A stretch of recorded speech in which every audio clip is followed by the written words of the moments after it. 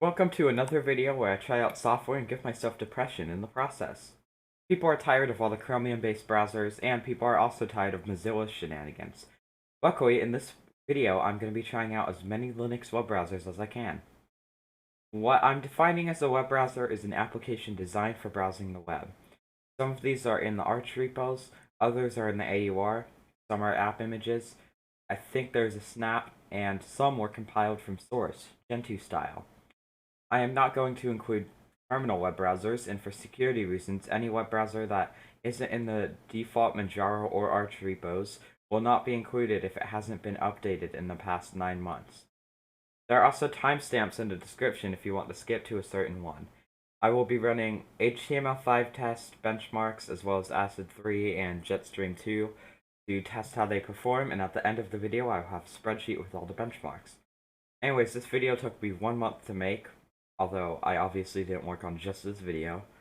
So please consider liking and donating with the link below, as well as subscribing.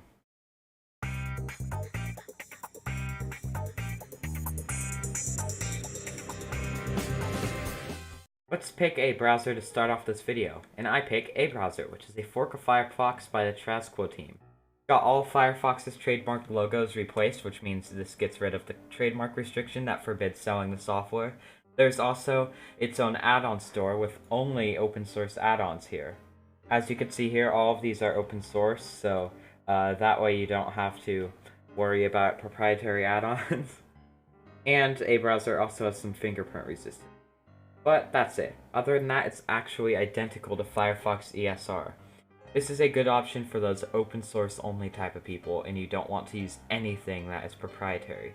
This is a good alternative to Firefox ESR, but I prefer newer versions of my browser, so for me, I'd rather go for something like Librewolf. Our next browser is Basilisk.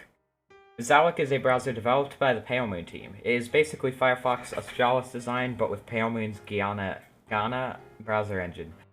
Alright, let's go over the features. It's built with UXP, which is their XUL platform in development, which means that extensions and themes can actually change the appearance of the browser. A good example of this is the Photonic theme, which makes the browser look like Firefox 57 instead of 56. So as you can see here, now it looks very close to Firefox 57 once I restart. Now, even though Photonic is actually the only theme, there's also personas, which are just backgrounds like normal Firefox themes. Plus, this also supports extensions, so that's pretty cool. There's also Palemoon Sync, which allows you to access your history, bookmarks, passwords, and open tabs across all your browsers using Palemoon Sync. And there is a reader view, which allows you to basically read without distractions, so that is pretty cool. Overall though, this is just another basic web browser, but for some people it might be all they need. Next, we have Beaker Browser, which is a browser named by a bird. Beaker Browser is a peer-to-peer browser, and it has its own protocol called DAT, which basically allows you to host a website without a server through peer-to-peer, which is a pretty cool concept. For example, a good collection of them is on hashbase.io, which provides free web hosting for DAT, and people have made full apps, but we'll just click on something random like, I don't know, this. And there's DAT and HTML, or HTTPS. I'm going to do DAT because that's what I'm showing off. DAT, and now it has the web page through DAT. Now this example, let's go to featured apps. We got this paste app. This is all DAT right here, which is pretty cool. But as for regular browsing, I wouldn't really recommend this because it's pretty ugly looking, it's pretty slow, and Jetstream 2, it had the worst Jetstream score out of any other browser. But this is still a pretty cool concept. I'd probably use this alongside another browser. I'd use this browser for DAT websites, and I'd use another browser for every other website. Next, we have Brave Browser. Now, this is a controversial one, and I'll get to that in a little bit, but first let's talk about its features. This browser is crazy fast. It even shows you how much time you save by using Brave. It also auto-upgrades you to HTTPS, and it has a built-in ad and tracker blocker. And this even supports pretty much all Chrome extensions. But this browser has one controversial feature, and that is Brave Rewards. Basically, what Brave Rewards does is it displays ads in the form of notifications instead of ads on websites, and then it will auto-contribute your BAT that it creates to websites that you have been using a lot. That way you can still fund your favorite websites even without ads. Now, this might sound good in theory, but the thing is, even though it is not showing ads, some of the ads from the notifications are very annoying.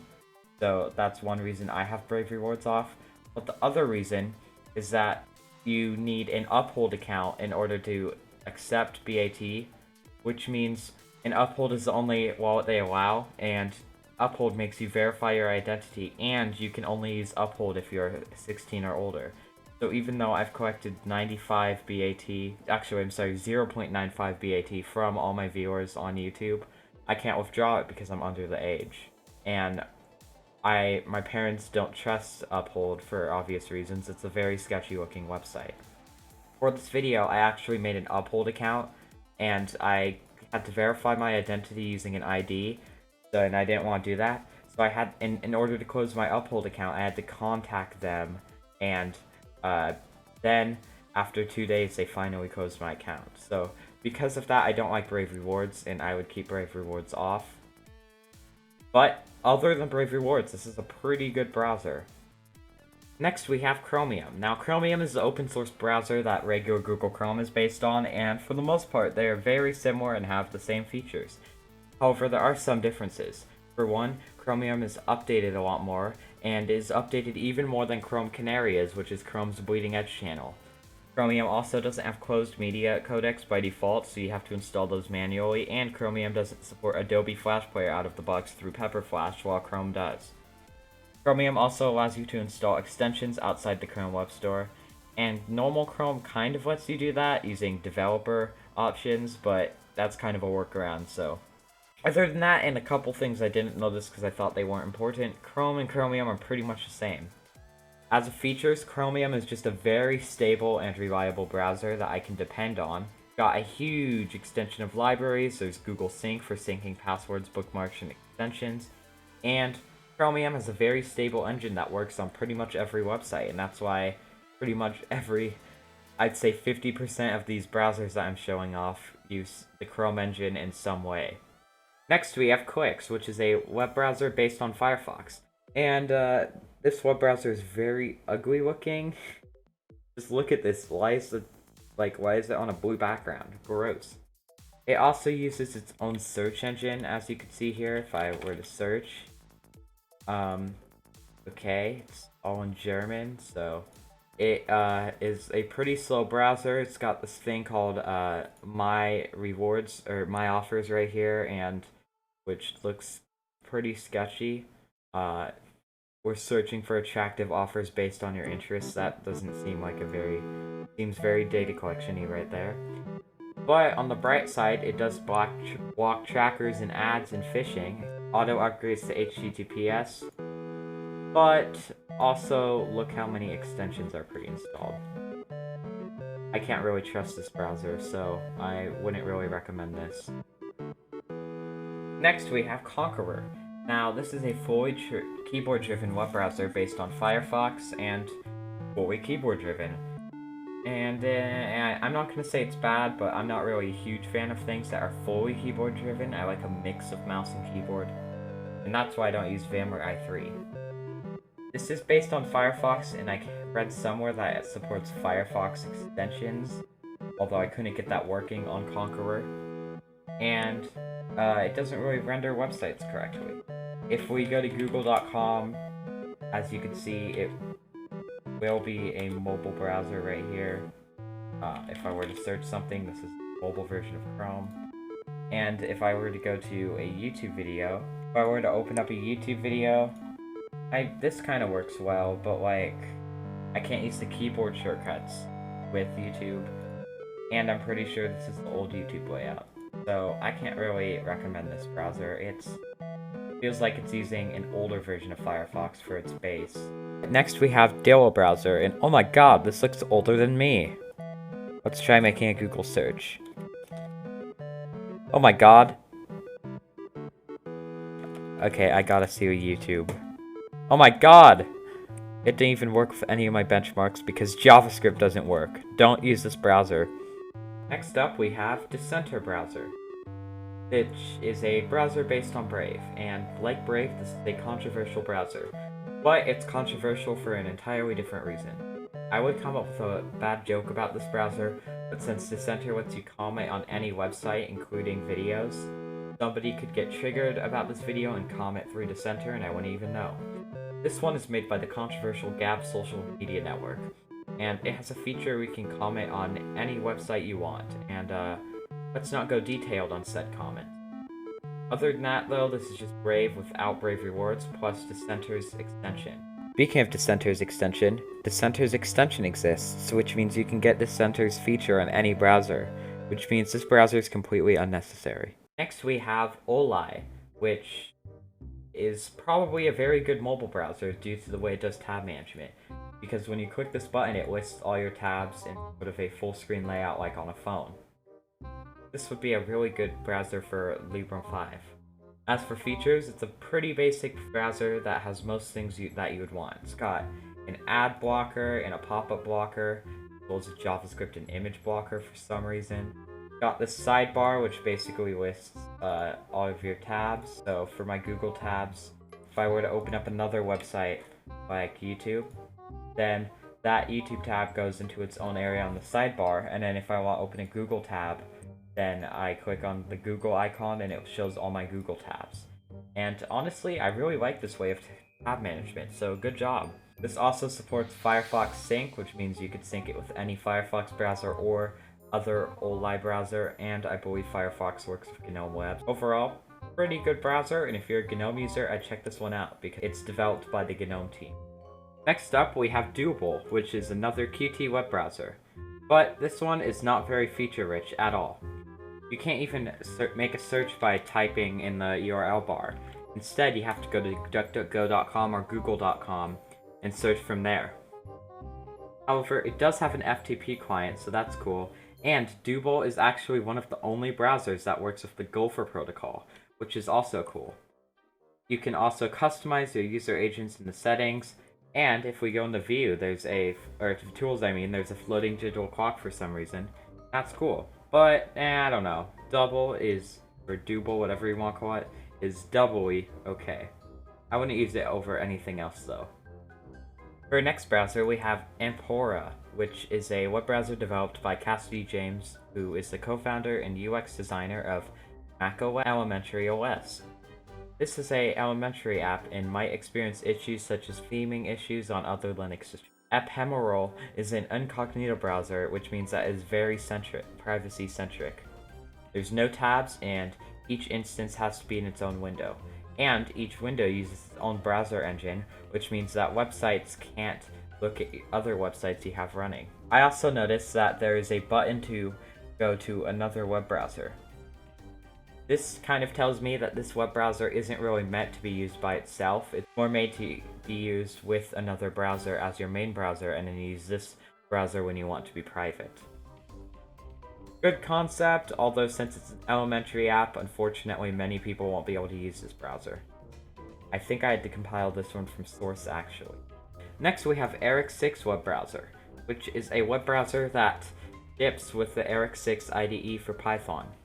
Now there's actually two versions of this browser, Eric 6 Qt Web Engine and Eric 6 Qt WebKit, but Qt WebKit sucks because I'm pretty sure it's deprecated, it can't load half of the websites I've tried on it, and it failed 2 out of the 3 benchmarks. Although ACID 3, it did get a 100 out of 100, which is a very good score. It's the best score you can get. Now this seems to be very developer-centric because when you open it up, the JavaScript console always opens by default.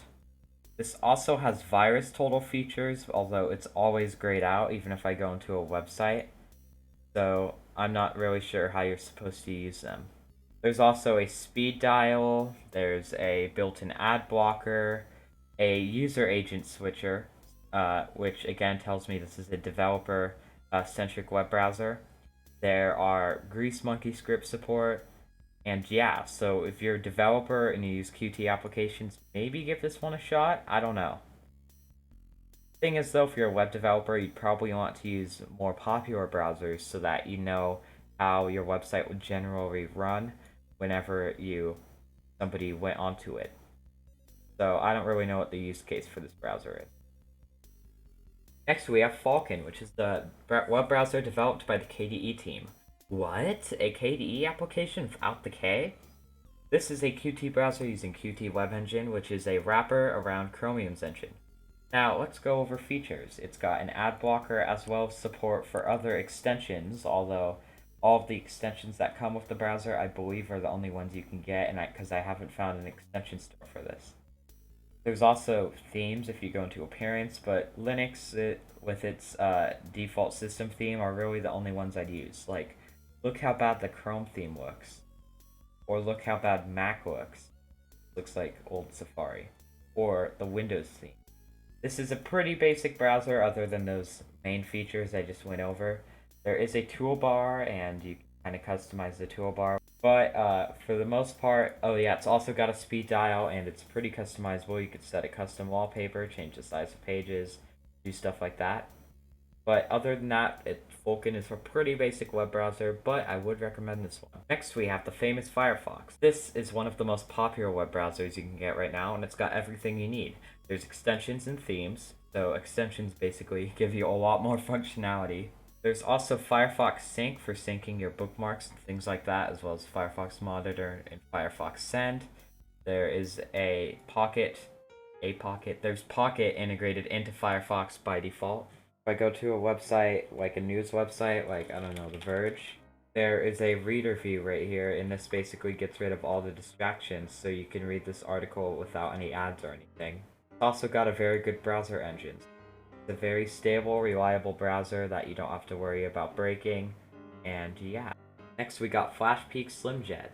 Now, this is a interesting browser, and it's very sketchy, so I might call it Slimejet instead of Slimjet. Now, it's got a speed dial, except keep in mind that most of the shopping websites have affiliate links for them. It's got a bunch of stuff bookmarked, including fastest VPN in the world. I wonder what this is. Oh, it's just Viper VPN. I've never heard of this one. This thing is overloaded with features.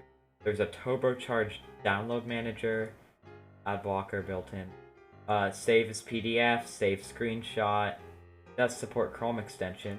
I even kept discovering more and more new features as I use this browser. For example, there's a customizable toolbar complete with Windows 7 dialogues right here. If I go to YouTube and open a random video, there is a download video thing right here. This seems overloaded with features, and there's also, they try to make money at every move. These are all affiliate links right here, and these bookmarks are all paid to be there probably. It seems like the developer just wanted to make as much money as possible. And then they're like, oh, so to get people to use this browser, we just gotta cram it with features that nobody's gonna use. That's how this browser was made. Also got something called Slimjet Search as a search engine. Let's see what happens if I search with it. Oh god. No. Alright, I'm going to my local hardware store so I can pick up a GNOME. GNOME Web is the official web browser for the GNOME desktop and integrates very well with the GNOME desktop as well as other GDK3 desktops such as Budgie, and it integrates pretty well with Cinnamon.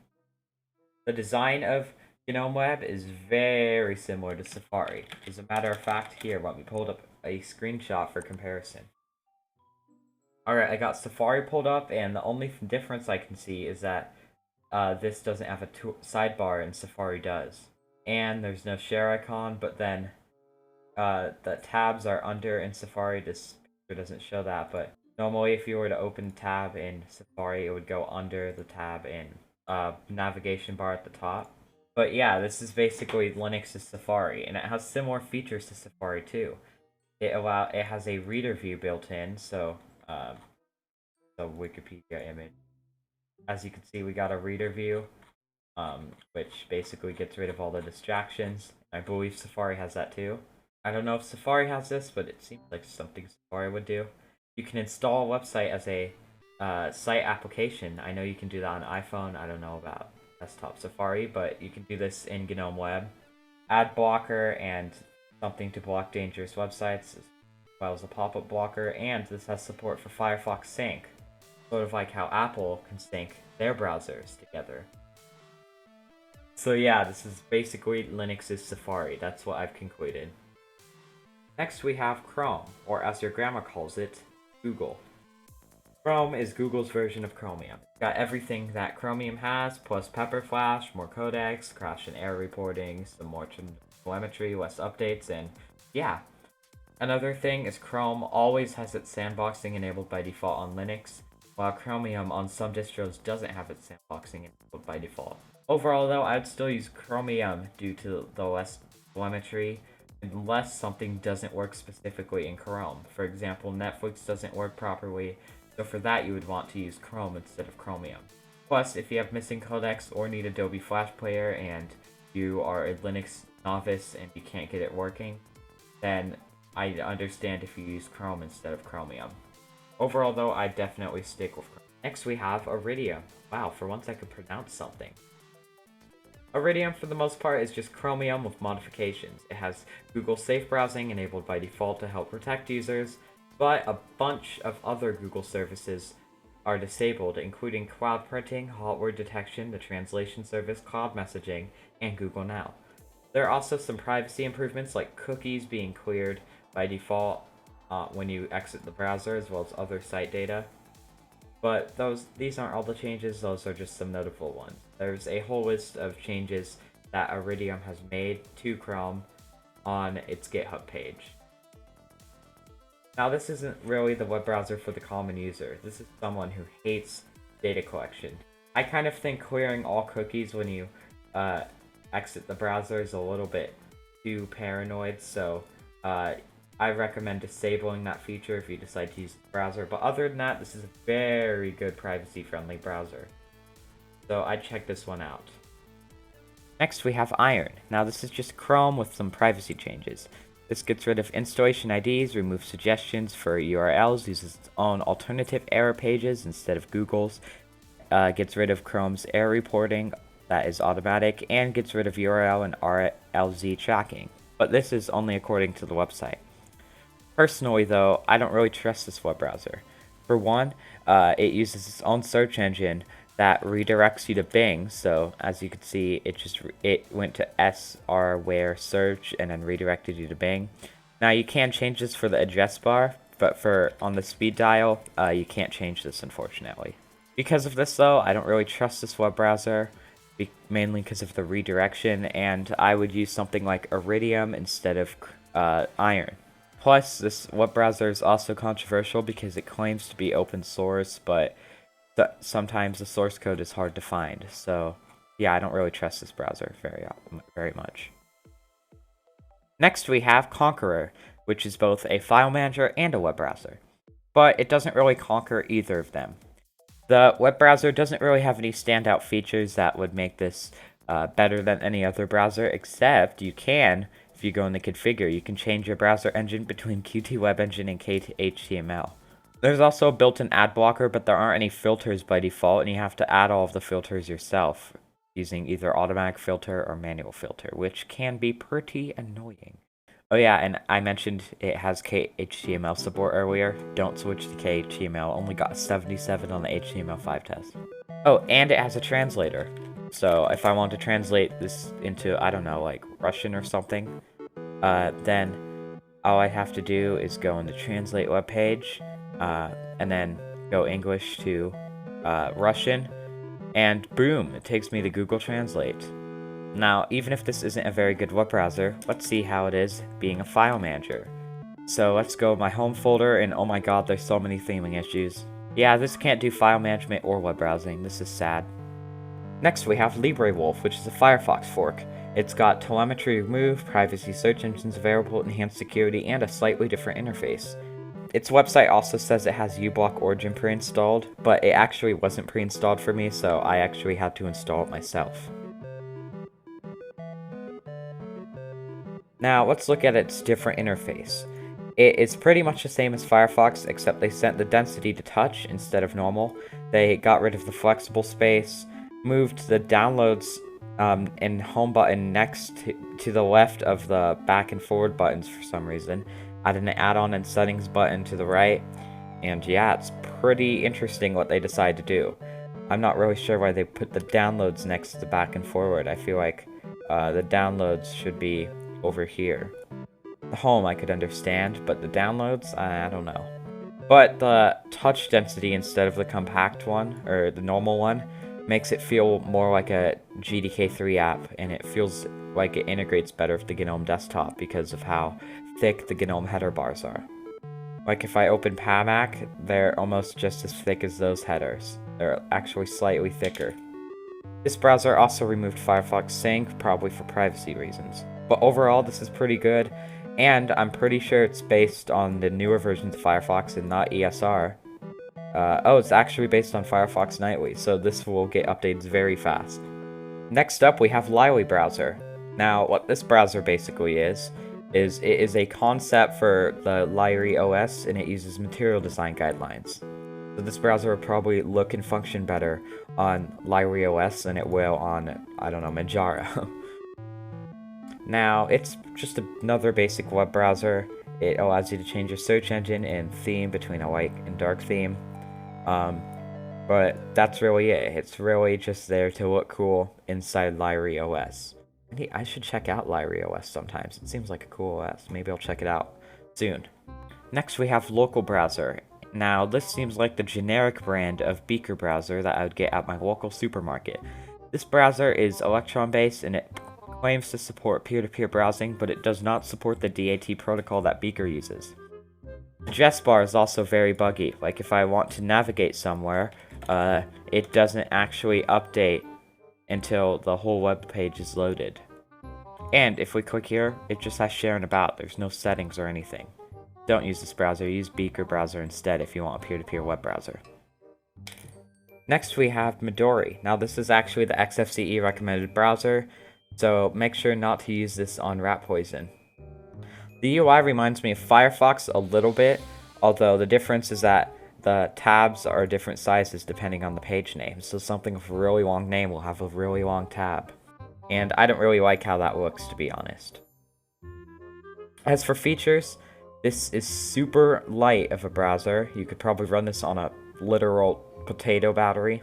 And it's got extension support. Now, I couldn't figure out how to get more extensions, but it does have these 4 built in. Ad blocker, color tabs, which basically make your tabs all colorful looking. A status bar clock and status bar features. So let's just look at this color tab one, because now I'm interested. How do I get out of preference? There. Now, if we open something, the tab becomes colorful. Don't know why you'd want this. So yeah, Midori, it's pretty good if you're looking for something that is as light as possible but also functional, but that's what I'd use it for. Maybe good on like a Raspberry Pi 2, but a 3 and a 4 can run more powerful browsers like Firefox. Next we have Min Browser. Now this is a interesting browser mainly because of its minimalist UI, and it seems to be a very keyboard driven browser. But I like how its shortcuts are done because the browser is completely usable without keyboard shortcuts. So if you go to help, it has a list of all the keyboard shortcuts, but if I want to open a new tab, I can also click here. And I don't really like how it's kind of hard to tell the difference between tabs if you're in the white theme. If you're in the dark theme, this is a non-issue, but let me turn on the white theme. The white theme, you can barely tell the difference between open tabs unless the tab that you are using is colored. Anyways, I'm gonna go back to the dark theme. But yeah, it's a very keyboard-oriented browser, except you can actually use this browser without needing to know all the keyboard shortcuts, and that is really nice. As for other features, there are tasks, which are basically GNOME workspaces, but built into a web browser. There is an ad and tracker blocker. You can block some third-party ones, all ads, or allow all ads, as well as you can block scripts and images. But other than that, though, it's a pretty basic browser. It is nice how it's keyboard oriented, but also you don't have to know the keyboard though. That's what I like the most about it. Next we have Naver Whale, which in terms of design reminds me of if an Android app merged with Firefox. Now let's go over its features. There are a lot of them. There's a reader mode, so if I were to go to like The Verge or something, everybody likes The Verge. Oh yeah, this is a web browser from South Korea, so keep that in mind. So because of that, there are some South Korean language things. Anyways, there's a reader mode, and it looks alright, I guess. There's also a mobile thing right here. Where is it? There's a mobile thing right here, which allows you to basically access mobile websites, which is pretty cool. It's good for testing your web app, I guess. There's a screenshot tool. There's secret mode, which is incognito mode. It's got a sidebar with quick search, a toolbox right here with a clock, timer, calculator, calendar, unit conversion, exchange rate, stock, and Korean spell checker. And this also has your a scrapbook, your bookmarks, and then a extension or a translator, and then it shows your extensions right here, including this music player thing from the sidebar and this note-taking app thing. And you can get extensions for the sidebar. Speaking of extensions, this has its own web store. So there's the Whale store, which allows you to get extensions for the Whale browser. So I can get this 2048 extension, and then 2048 gets added to the sidebar. And now I have 2048 built into my sidebar, so that's pretty cool. But this also supports the Chrome Web Store under Compatible Store. So I can install another extension like Voxel Rebound, which is a pretty fun game. And this one goes on the top. And now we also have support for Chrome extensions. Overall, if you can understand some South Korean, this could be pretty good. It's just, if you decide to get this browser and you're not from South Korea, I would recommend getting a speed dial extension without the Korean, as well as changing the search engine. Next up, we have Netsurf. Now, this is a GDK web browser with a horrible web engine. As a matter of fact, the only website that I can get loading on Netsurf is its own website. If we go to Google, oh look, it's having issues. Let's try searching with it. That's very slow. Oh god, look what happened to its logo. It's like a messed up version of the mobile website. This is a horrible experience. Netsurf, more like not surf. Next up, we have the Oppo web browser. Now, this is one of the most feature-rich web browsers out there, but it's not like too many features packed in that it's like super buggy, but I will admit there are a lot of features that many people might not use. It's got its famous speed dial that Opera's known for. There's Opera Sync. There's MyFlow, which allows you to basically sync all of your devices together. It's got a built-in news reader for reading the news. Like if I click on something, it opens a news website. Although I am a little bit disappointed it doesn't have a reader mode built in. There's also built-in clients for Facebook Messenger, WhatsApp, Telegram, and VK, and it goes into the sidebar and it basically just opens the website. Another intriguing thing is that it has its own web store, the Opera web store. It's got its own web store, but there is an extension that allows you to install extensions off of the Chrome web store too. So yeah, this is a Chromium-based browser. You can get Chrome extensions, but that is pretty interesting to me. Now, this might seem like a really good browser, but there are two things I don't like about it. One, it has a built-in VPN.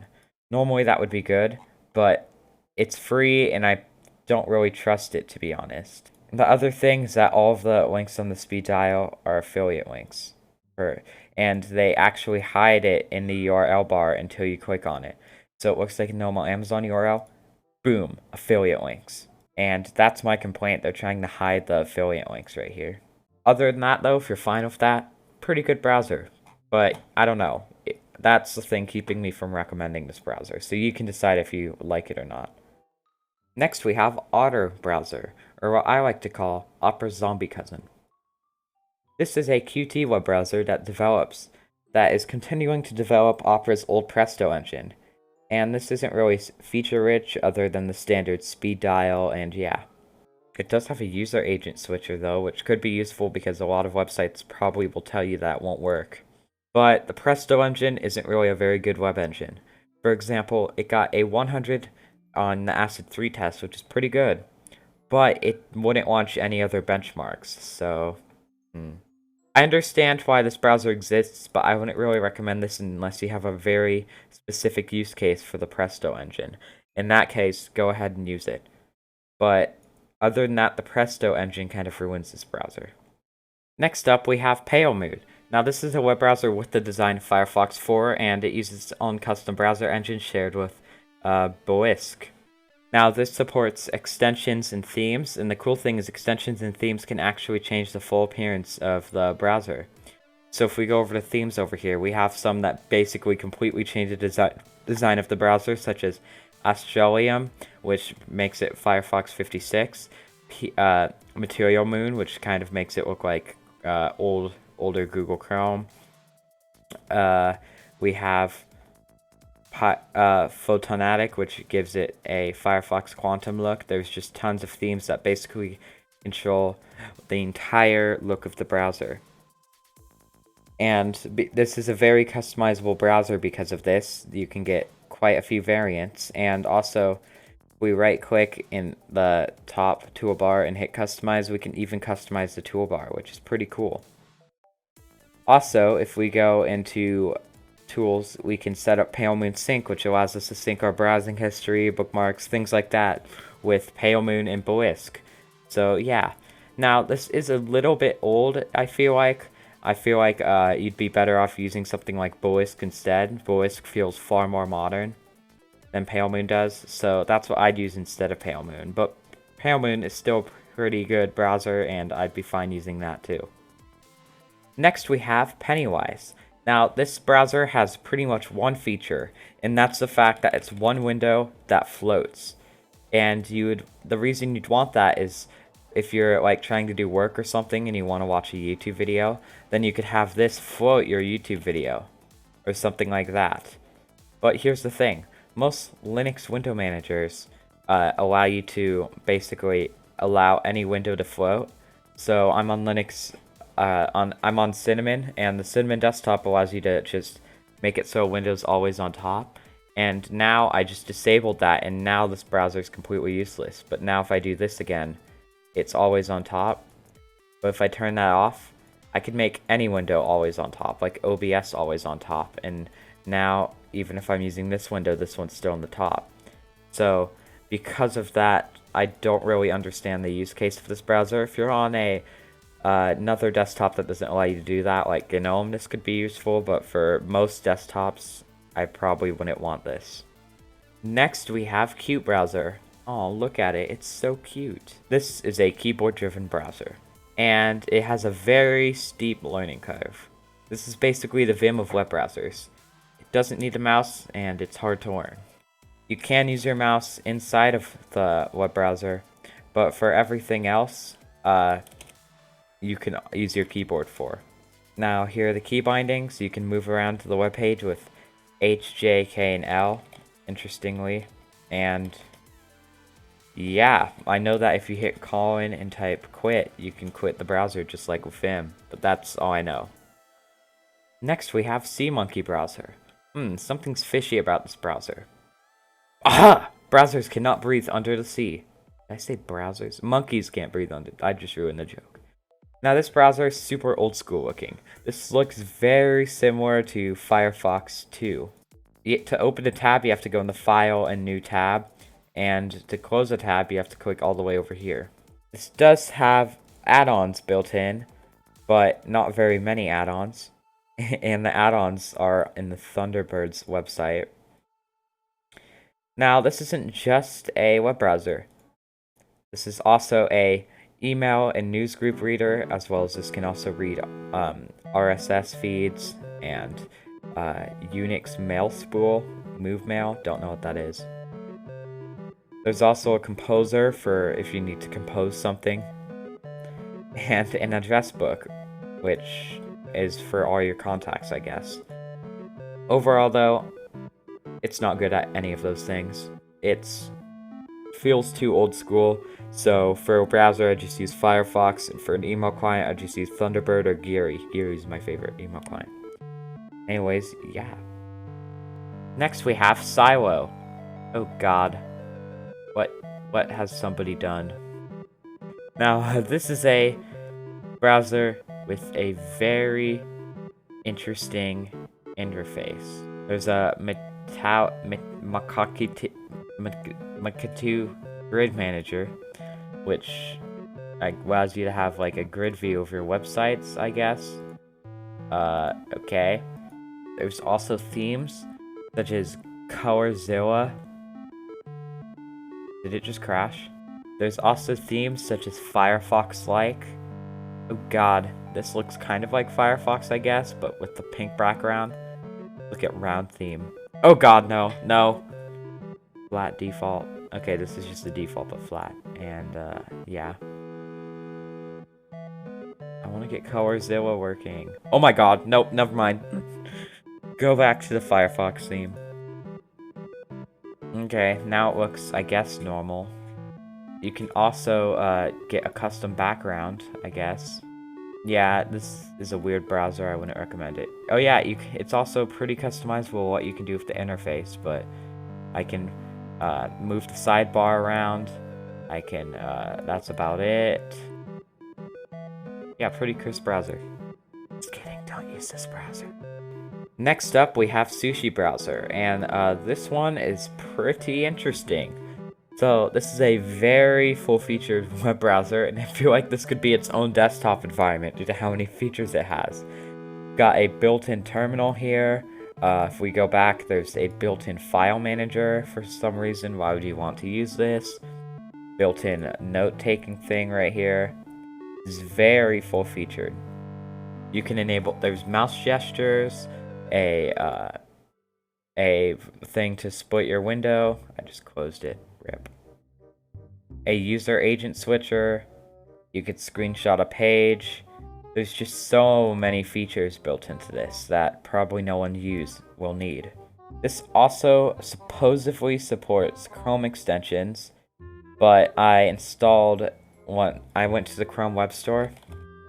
And I installed Voxel Rebound, and whenever I restart the browser, one, the extension would be gone, and two, whenever I click on it, the browser crashes. Plus, watch what happens when I move the window. Look at this. This is not OBS being glitched out. The browser is actually its own window, and it uses, I think it's some Xorg tool to see where the window is, and that's how it positions the browser. So yeah, I would definitely not recommend this browser. This was a type of sushi. This would probably be gas station sushi. Next we have theWeb, which is the web browser designed for the Shell OS. It basically looks good, but that's really all it does. It does have cool animations though, but I don't know, it just really, that's all it does, it just looks good. Now, its interface is kind of weird because to open a tab you have to click this button or in here. There are Oblivion windows, which I think are supposed to be private windows. There isn't really a purpose of this, it just looks cool, and even then I'm not on the Shell OS, and this would look better on the Shell OS, so yeah. Next up, we have TOR Browser. Now, this is basically Firefox, but it goes through the Tor network, which makes it very slow, but very secure, and this will probably make you very anonymous. But there are also some other privacy features. For one, there's this button right here that basically closes all your windows and tabs and resets everything about Tor. Well, not the settings, just all of your hash, cookies, history, stuff like that. And there's also, if we go to advanced security settings, there's 3 security levels. Standard, which is just regular. Safer, which disables JavaScript on non-HTTPS sites. Font and math symbols are disabled. Some fonts, not all of them. And audio and video and WebGL things become click to play. And then there's also Safest, which disables JavaScript on all websites. Some fonts, icons, math symbols, and images are disabled. And audio and video and WebGL are still click to play. There isn't any images in. So, yeah. The other thing of Tor is it allows you to go onto .onion websites, also known as, I think, the dark web. And you can access .onion websites, which are basically websites hidden from search engines and other search providers. And many .onion sites can be used for illegal purposes, such as buying drugs and stuff. So I would recommend not going on the dark web. But for normal usage, Tor is still a good browser if you want to be private. Next we have Ungoogled Chromium. Now basically this is just Chromium, except it gets rid of pretty much every Google feature. So yeah, even searching for something just gets you to an error 404 because it uses Google by default. Instead, you have to actually choose another search engine, and Iron Secure Search is in here from Iron earlier. But yeah, now the search works. Out of the box, you can't even download things from the Chrome Web Store. There are still ways to download extensions like using .crx files, but still, that's pretty crazy. So this gets rid of everything Google. It doesn't even have safe browsing. Just everything that has any Google domain, including the Google Host Detector, URL Tracker, Cloud Messaging, and Google Hot Wording, is gone. There's also some extra flags enabled by default too. So if you are extremely if you are extremely privacy-centric, you could use this one. So yeah, this is just a very just they removed everything Google. Next we have Vibe. Now this stands for Vim Inspired Electron Browser.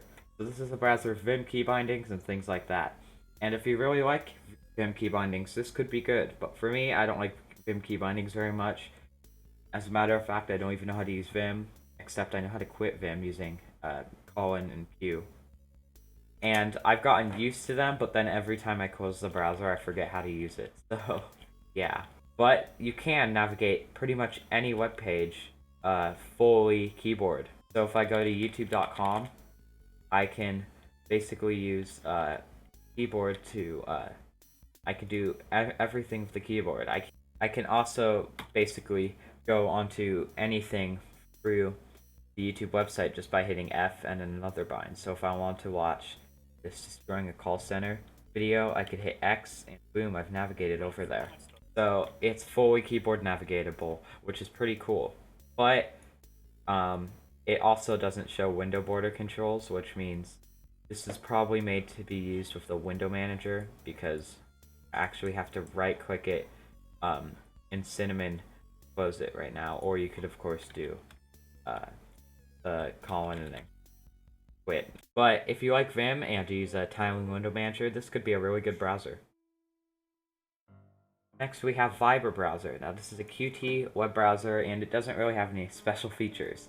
It's got a user agent switcher, an ad blocker, and bookmarks and history. Every browser has that.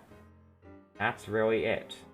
You can also change your search engine, but like, another thing is I'm using the app image. In the app image, I can't get to obey Qt theme. So, yeah, if this could obey Qt themes, this could be okay as a basic browser. But since the app image isn't obeying my Qt themes, then this is an ugly browser, and I'd use Falkon instead. Next, we have Vivaldi, also known as that one web browser Farron OS ships. Why Farron? You could choose any other browser. Well, I guess we're about to find out. This is a Chrome-based browser, so it supports Chrome extensions, and yeah. Go over its features. It's got a note thing right here for taking notes. And yeah, that's it. That's all the features. I'm kidding. You can also add a website to the panel, and it loads on the side, and you can put like an instant messenger in here, similar to how Opera has its instant messengers. But this web browser is also very customizable.